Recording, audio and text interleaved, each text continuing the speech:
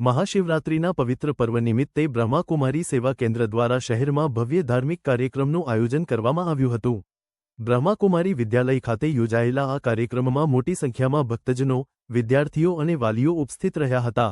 આ અવસરે 11 ફૂટ ઊંચા નાળિયેરથી બનાવાયેલા શિવલિંગનું વિશેષ આકર્ષણ રહ્યું, જેને જોવા માટે લોકોમાં ભારે ઉત્સાહ જોવા મળ્યો।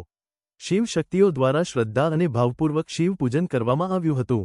સાથે જ દ્વાદશ જ્યોતિર્લિંગના દર્શન માટે વિશેષ વ્યવસ્થા કરવામાં આવી હતી, જેમાં ભક્તોએ એક જ સ્થળે તમામ જ્યોતિર્લિંગોના દર્શનનો લાભ લીધો। કાર્યક્રમ અંતર્ગત વિશાળ ગોકુલ ગામની પ્રતિકાત્મક યાત્રા અને ભગવાન શંકરદેવની ઝાંખી પણ રજૂ કરવામાં આવી હતી, જેને હાજર રહેલા સૌએ ભાવભીના હૃદયથી નિહાળી।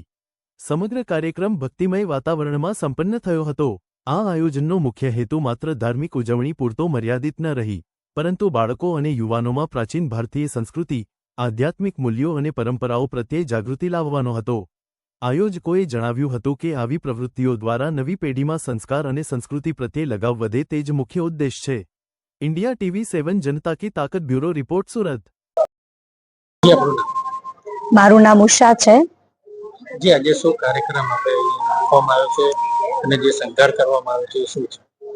શણગાર એટલે કર્યો છે કે જેની અંદર આપણે જોઈએ છે કે હવે હમણાં નજીકના સમય પર શિવરાત્રી આવી રહી છે અને સંસારના તમામ ભક્તજનોને પરમાત્મા શિવ માટે અનેક લાગણી હોય છે, પ્રેમ હોય છે, જેના માટે લોકો રાત દિવસ જાગરણ કરે છે, ઉપવાસ કરે છે।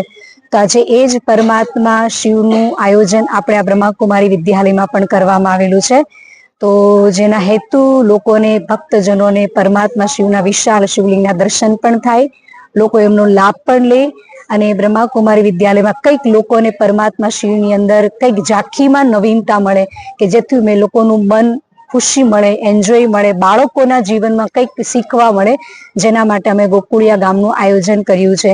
આજે આપણે જોઈએ છે કે બાળકો પાસે જનરલ નોલેજ બહુ છે, પણ આપણી પ્રાચીન સંસ્કૃતિમાં લોકો કેવી રીતે જીવતા હતા, એ લોકોની રહેણી કહેણી કેવી હતી, એ લોકોનું જીવન કેવું હતું, સાદગી, સિમ્પલ, એકતા।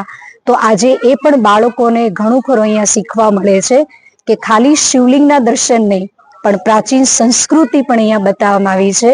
તો અચૂકથી આપ જરૂર આ બ્રહ્માકુમારી વિદ્યાલયમાં પધારશો। વિના મૂલ્ય આપ સૌને પરમાત્માના ઘરનું હાર્દિક ઈશ્વરીય નિમંત્રણ છે।